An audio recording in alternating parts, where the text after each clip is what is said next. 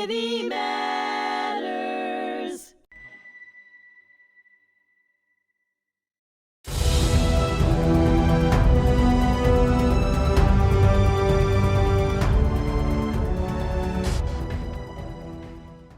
This is Alan Mindel with Influential Origins, and this is our second segment with Simon Deng. Simon, thank you so much for telling us your story. It's an incredibly important one.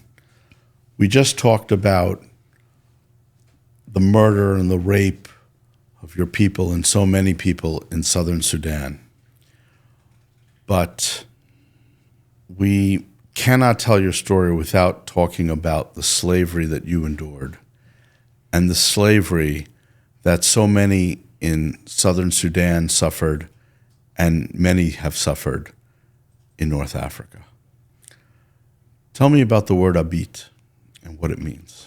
Alan, before I go to Abid, what happened to me, I have to remind the world or listeners that Sudan used to be one country, known by the others of the longer Niles, the White Niles, known by the others that Sudan is the largest country in the continent of Africa by land.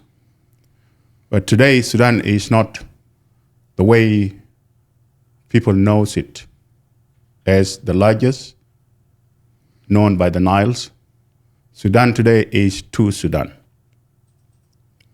You have the Arabs in the north, and you have the Africans in the south. And before I go on, questions have to be, or people have to know the reasons why the Sudan now break up into two. And the reason is very simple. The government in the north,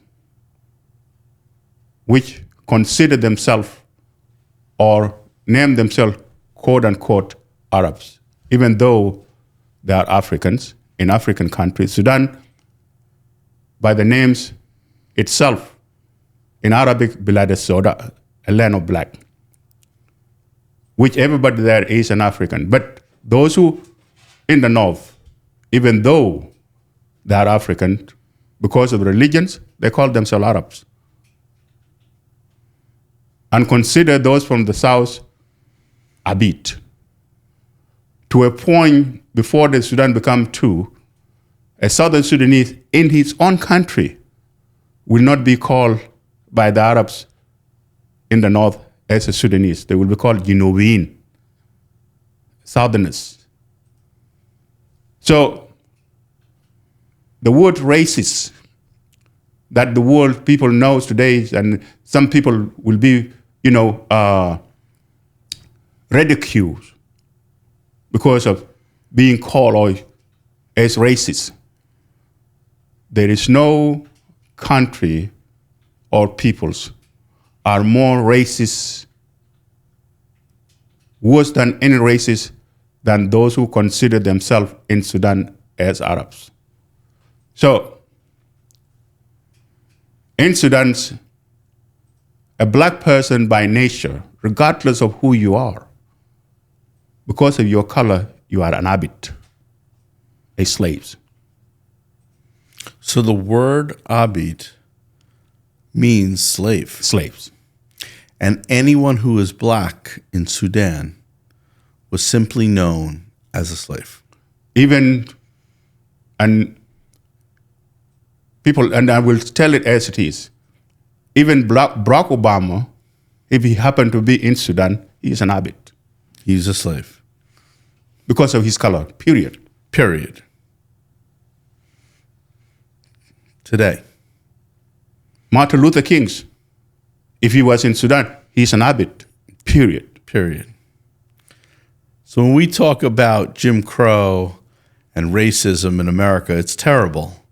But you compare that to what's going on in Sudan and what the world is today. I mean, the Emancipation Proclamation in America was 1865. It's 2026. I mean, it's an incredible period of time. And in the modern world today, they will call you Abid, slave. You know, even that there was segregations and racism in this country, which itself cannot be compared of what happened to my people and what happened to me in Sudan. Still terrible. For the simple reasons, this country itself went to war to itself, to fight itself so that people should not own another human being. In Sudan, no. Black persons, an Abid, nobody can even talk about it, and even nobody can say this is wrong. A black woman, a khadim. This is the life, and that is what makes people of Southern Sudan, that how can we maintain unity with people who don't even, in 21st century, they never even look at the world change and then consider us as brothers and sisters, even knowing that we are the indigenous peoples of Sudan, we the Africans. Sudan, it is not an Arab country. We are the indigenous peoples, like any other place, like Kenya, Uganda, Tanzania, you name it. But what happened in Africa, and not only in Africa, by the way, what happened to entire North Africa in generals, it was a genocide of people culture, a genocide on a people race, a genocide on people's traditionally, where the African culture has been wiped out in the entire North Africa. And Sudan was the only country left not to finish the works. Algeria finished it, Tunisia finished it, Libya finished it, Morocco finished it, Egypt finished it. And Sudan was the one left. And that's why we pay the price. We pay the price because we want to maintain our identity. We pay the price because we didn't submit and surrender to the religion being imposed on us, not peacefully, imposed on us. Well, let's talk about how it was imposed on you. After your village where you lived was burned down and shot up, and friends of yours shot running, people killed in the bush, women raped, murdered all over, burned alive, it got to a point where your family could no longer live in your traditional home. And this is where my dad decided to take his family to the big city which is runs by the Northerners, even though the African are the majority there, but the government, the systems was all for the North. In the North. So my dad took us to, which is our capital now, city of Malacan. This is where I was tricked by a gentleman who happened to be my neighbors. So your family's neighbor, how old are you now? I am 16 years old. At that time, I was 9 years old. You were 9, so 9 years old. Yeah. So this gentleman, he came from another city, and he was there with her sister, which is married to a gentleman, which is like him, an Arabs. He asked me to help him with his luggage because we live not far away from the Niles in Malacan. As a child, and I know the sister, we know the family. Well, somebody asked, so we went carrying with his luggage. So we get into a steamer. So he told me that, sit here until I come back, I'm going to get something in the market before the steamer leaves. He didn't show up in time, and then suddenly the steamer start leaving the station. I become terrified, start crying. Immediately, he show up. Probably he was somewhere, which I didn't know, in the steamer, because we talk about the big boat, which is carrying thousands of people. So as a 9-year-old, you helped him with his luggage. Yes. And then he puts you on a steamboat. To sit next to his luggage, because according to him, he's going to grab something in the market. Yeah. So he will come back, so I will get out, and then, because he's going to the north. So now when he showed up, and I was terrified because the steamer in the middle of the Nile now. So he told me that the steamer cannot turn back. The only solution that he will do, we will go all the way to the last destination, a city of Kosti. He's telling you this is a 9-year-old. Yes. That helped him with his bags, an adult. So we arrive in Kosti, and now we have to go to his village, a suburb of Kosti, about some miles, I don't know how many miles, out of the big city, in the village of Fashishoya. Went there, the family, relative of him, were so happy. Abdullah came from the south, but what I didn't know, they was not happy because of Abdullah, they was happy because Abdullah brought slaves. And that slave that he brought... 3 young men, 3 young boys. Yeah, and you're one of them. I'm one of them. I was the younger one a little bit. The other 2 boys, maybe they're older than me, maybe a year or 2, something like that. But I was the smaller one. So what happened, I didn't see the Abdullah. I end up with one of the family, 2 days. The 3rd day, I asked the family, where is Abdullah? Because since we arrived, I didn't see him again. The guy who brought you, the one neighbor. who brought me. So now I was being told for the first time that I should not ask them about Abdullah because I'm not going to see him again. Right. And then they went on to explain I was given to them as a gift by Abdullah. And that they owned you. So in other words, for people who will see this, they're looking a human being that happened to be a gift in Sudan. Yeah. So when I was being told that I was given to them as a gift, I couldn't believe what I heard from them. I started crying, assuming that Abdullah will hear my frustration and crying, and then he will come. I cried to a point the family got tired of me. They have to beat me up to silence me. But how can I be silent? The man who promised me to put me in a boat so I will go back to my loved one, now I was being told that I'm not going to see him again. But most important, I was being told that I was given to them as a gift. Because you're property. As a gift. Yeah. And you live with this family as their slave, doing their bidding from age 9 for how many years? Before I go there, and I have to be honest to myself, I didn't know the word slave itself at that time. I didn't know. Even the word Abid, what is the definitions of Abid? To somebody who now just learning the language, being called all the times Abid, Abid, Abid, without even knowing that word. So now I was being forced to be the one who will do every domestic work in the house. The worst part of it is when it comes to carrying water from the Niles into the house.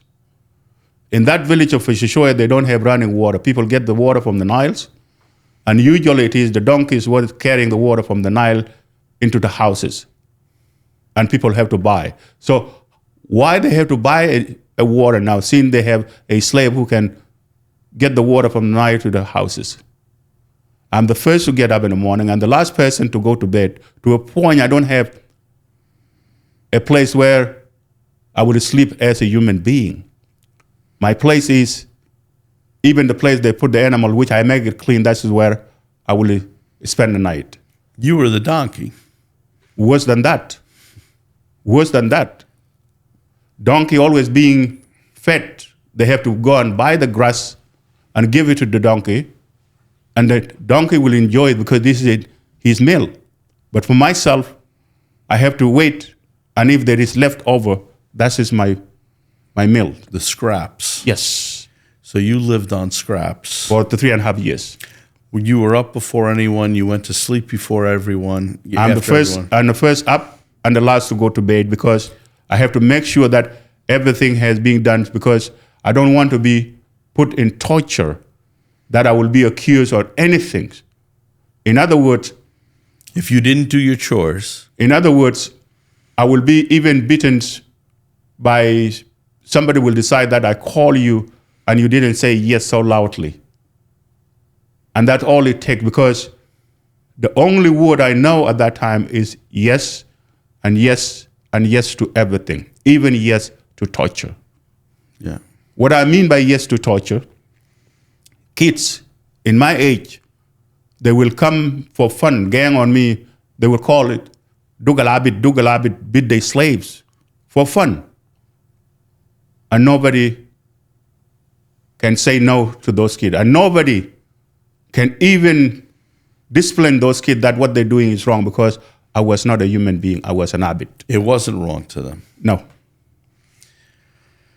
So now you had been a slave for how many years? 3.5 years. Okay. So now, 3.5 years later, where were you that you saw somebody from your community? You know, during that time, since I cannot find anyone to rescue me, I cannot have somebody who will show me the directions to get out of the slavery. I have to surrender myself to the torture and rely on two things, hope and faith. Faith for tomorrow will be better than today. Hope somebody will come and realize that what I'm going through, a child should not go through. And that hope came when the sons of my slave master have to go to the junior high schools. In that village, a village of Pasishoy, they don't have junior high schools. So they have to move to Kosti, which is the biggest city, where there are high school, junior high schools. And it was in Kosti where one day I come across to 3 gentlemen that happened to have Shuluk tribal marks in their forehead like what I have today. I didn't have those tribal marks that I have today on my foreface. Because you weren't old enough at the time to get them. At that time, I didn't have those tribal marks. So when I saw those gentlemen carrying the symbol of my tribes, the Shuluks, I ran into them because in Sudan, every ethnic group have signed to identify themselves or herself or himself that he belonged to this and belonged. Even Northern Sudanese, they have marks. So when I saw them, to me, it looked like the sun come out of nowhere. I ran to them, telling them my mom name, my dad name, my village. And then one of them said to me that we cannot know your mom and your dad because we are from further northern Upper Nile, and you are all the way to southern Upper Nile.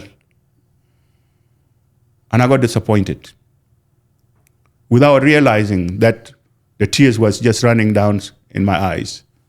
And one of them put his arm consoling me, telling me that we understand everything you told us, but we don't know you.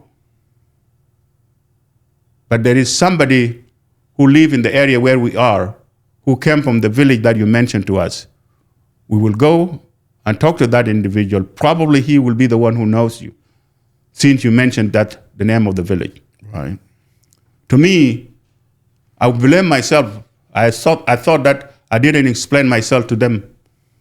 And that's why, because there is nothing to prove to them that I'm a Shuluk except the word that I'm telling them in a Shuluk language.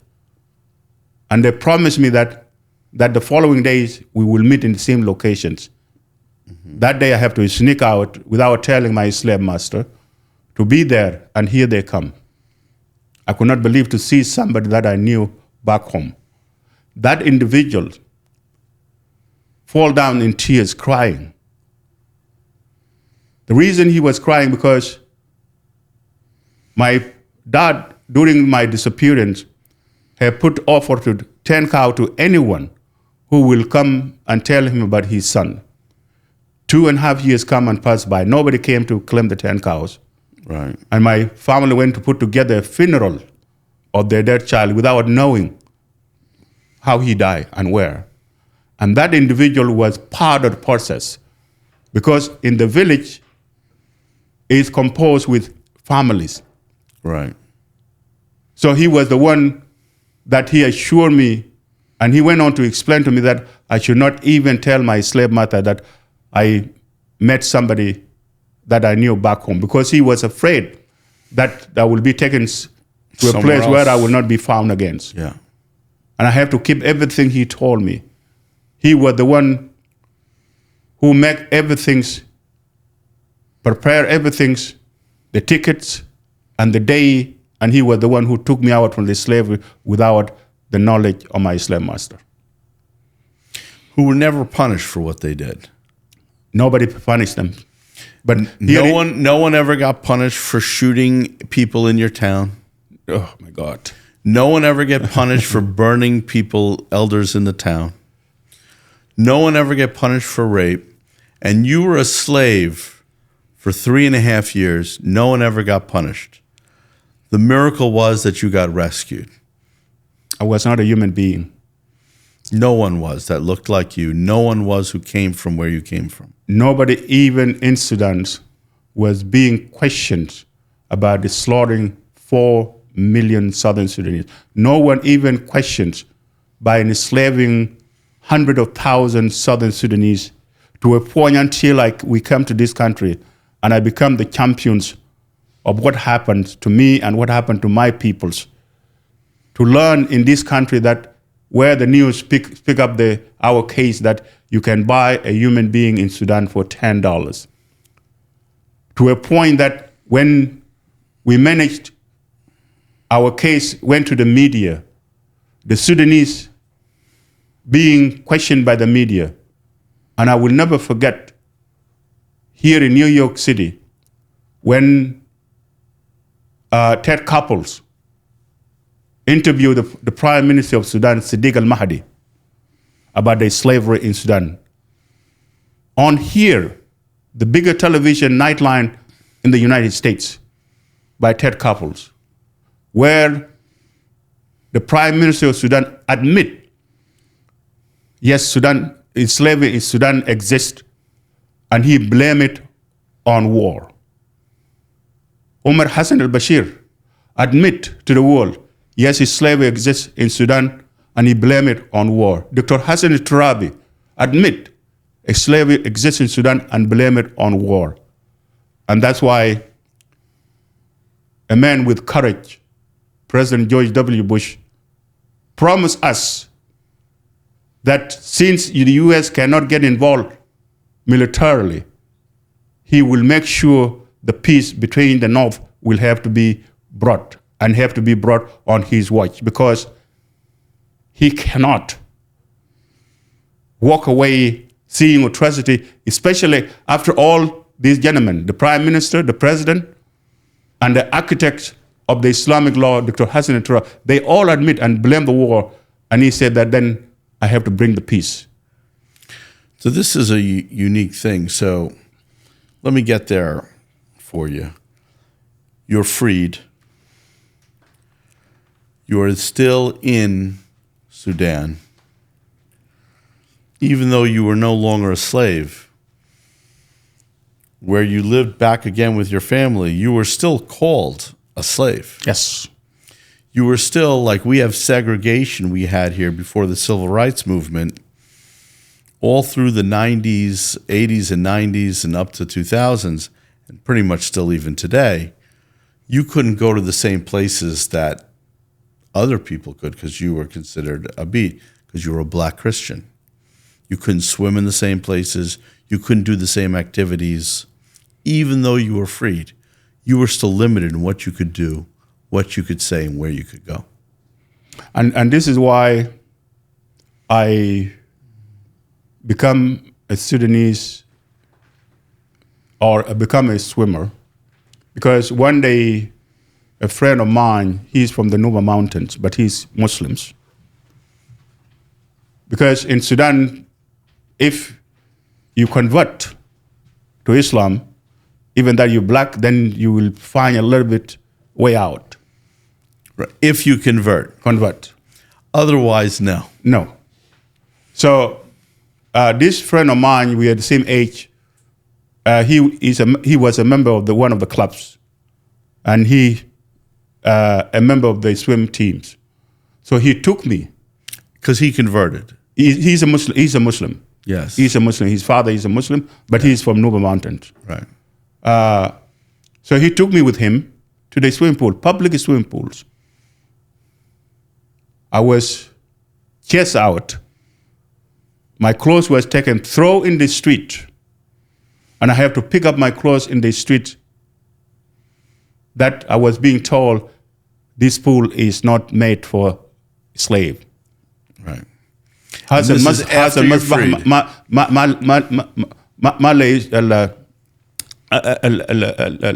Abid. You're still in Abid just because of how you look. And I cry. And my friend, becomes a little bit disappointed. Somebody that a dear friend, we don't see ourselves because of he's a Christian, so he's a Muslim. We see ourselves as human. The way people are supposed to see each other. And he promised me that since they deny me in the pools, we have 2 Nile, according to him. Every time when he doesn't go to the pool, we go to the Niles.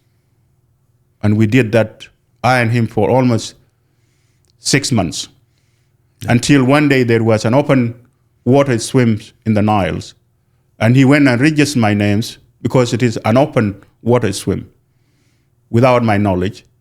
And he said that, no, you have to go to practice because now it's going to be open. It's not restricted. Right.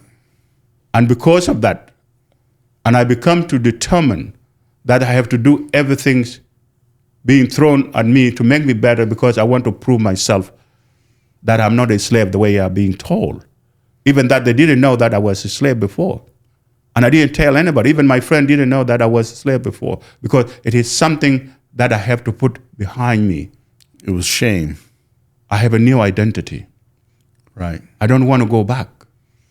But when I was being told, I was being chased out. The same thing that I lived through for 3.5 years, everything come back in me. Everything come back to me. So slavery that people talk about, in which especially kids today, they have to go and read a book to see the demonization of another human being. I know it. Because you lived it. I'm a living proof. Every pain that people read of how bad it is, I know every single pain of that. I know what it means to be a property of another person's. Well, we're going to come back in a little bit and talk about how this story now gets told in America and the efforts that were made to try to get some resolution and help for your people, and talk to a good friend of both of ours that had a little part to play in that. So we'll be back with that next. Thank you.